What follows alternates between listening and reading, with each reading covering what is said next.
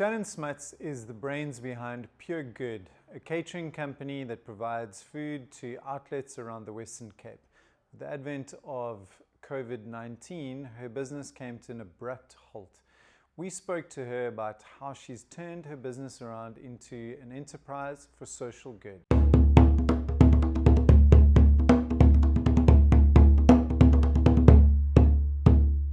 I tell you what I'm going to do is I'm going to put this on speaker view so that we can do the interview proper. Shannon, first of all, Pure Good is such a wonderful initiative just in itself. Like you know what I mean? Like I'm a huge fan. The cafe is it's like a home away from home, and I'm always just loving my food there, you know, so it's so nice to have you guys as my go-to.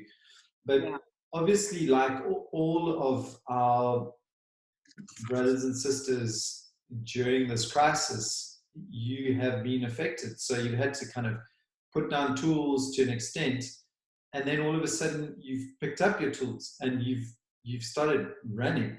And so maybe just talk about that process of being a fixed location service provider to now suddenly being a service provider to thousands of people and really kind of ramping everything up and living a completely different life in the space of a few weeks, essentially.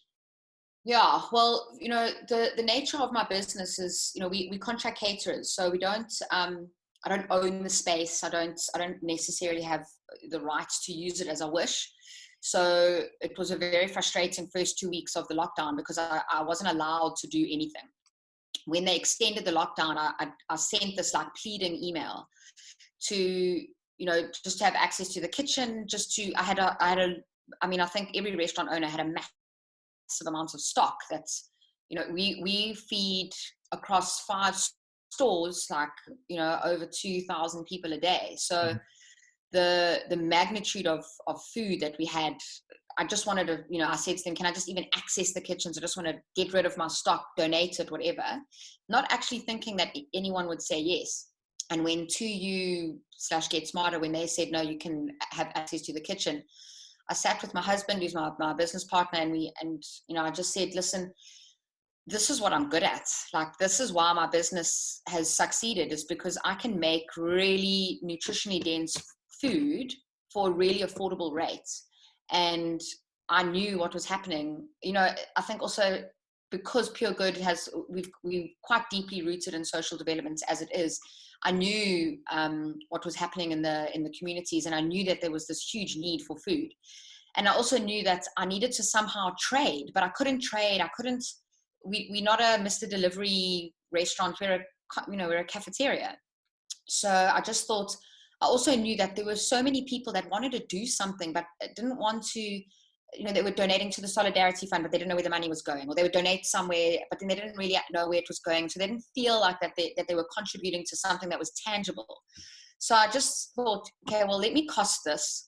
I went full like Minority Report costing, trying to figure out, okay, it's got to be, it's got to cover costs. It's got to be affordable enough that somebody, can buy like 10 of them and not feel like it's breaking the bank. And I've got to do it in a way that builds in a small margin that can cover that. I don't want to even talk about that. And the costs of like getting, back and forth, and getting the food delivered and all of that. So, I was able to cost these meals at 20 Rand, and we're using organic produce, we're using free range chicken, we're making the meals that Pure Good makes anyway.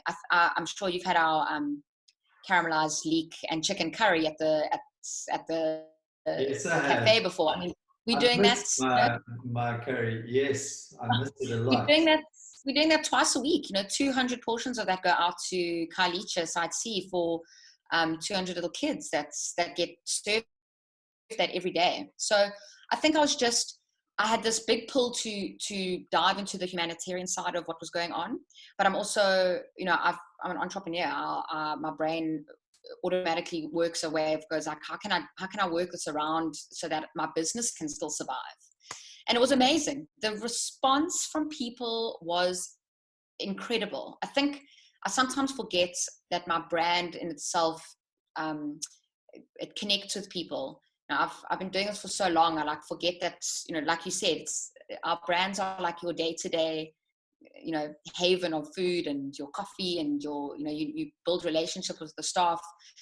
People didn't want to see us, you know, like sink. So the support for that was amazing. And people just loved the fact that they could see where the meals were going. So every day, you know, if you donated yesterday and then you were watching my Instagram today, you can see, oh my gosh, there's the meals, off they go, and the little kids waving. And, you know, it makes people feel like they actually are part of what was of the bigger picture, which I've always kind of tried to do with my company anyway. Shannon, can you give us a sense of what it's like on the ground? I mean, you're going deep into the heart of the communities around the Western Cape, where I think a lot of people who are actually doing the donating often really don't frequent. And can you give us a little bit of a sense of what's happening? I mean, is there, you know, is there a real sense of hardship at the moment? I mean, what's the impact of this crisis? So, and I think this is something that's quite important for people to realize as well. I mean, it wasn't my first time driving into these communities. I've been doing work with small scale farmers in Philippine, Kalicha, Gugs, since 2013. So for like 7 years now. And the underlying food security issue has always been there in South Africa, especially. But what's happened now is it's been exacerbated by this huge need for food. I think people forget that a lot of the wage workers, construction, manufacturing, hospitality, and mainly hospitality, you know, it's got one of the biggest workforces in the Western Cape. Those people are getting their meals from work, getting one or two of their meals from work, or they're going in the morning, or they're leaving in the afternoon, and they're getting a pie from the garage. All of a sudden, that's not accessible to them anymore. And so it's not only that they're not getting paid, that UIF isn't coming through, that if they are a wage worker, that there's no work, no pay, but it's now they have to provide themselves and their families with probably double the amount of meals than they've ever had to supply them before. And not something easy like popping down the road to the Zebos, or, you know, grabbing a takeaway.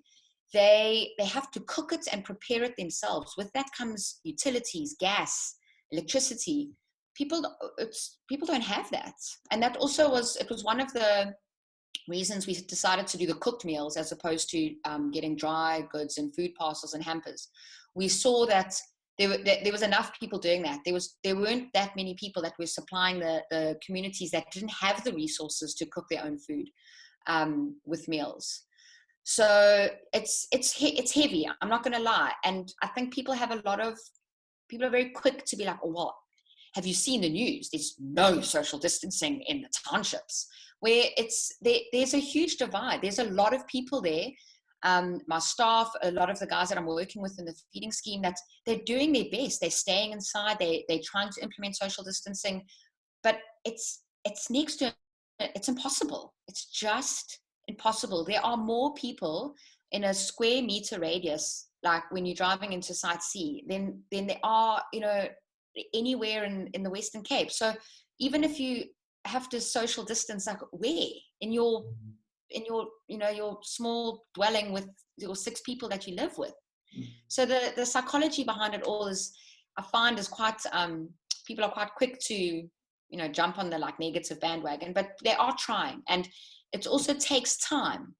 You can't expect everybody in one day to just understand what's going on and, you know, be like amazing. I mean, look at Sea Point Promenade on the first, you know, on Friday. No social distancing happening there either. No, certainly not. I know many people who were in the throng of things, you know. So, look, I mean, the reality is there is a great divide in this country. We're not doing too well. We don't have a very proud record on the Gini index, and I think, jeepers, we've got a long way to go before we can resolve those challenges. And I commend you, by the way, for being at the front line there and trying to get involved.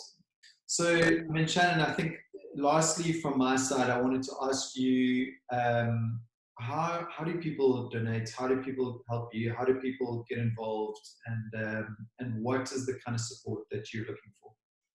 You can go onto my Instagram or onto our website, which is www.puregood.co.za. There underneath is quite self-explanatory. You can either EFT or you can buy a voucher through Howler. But hopefully I can just keep doing what we do best and providing healthy meals to those that need it.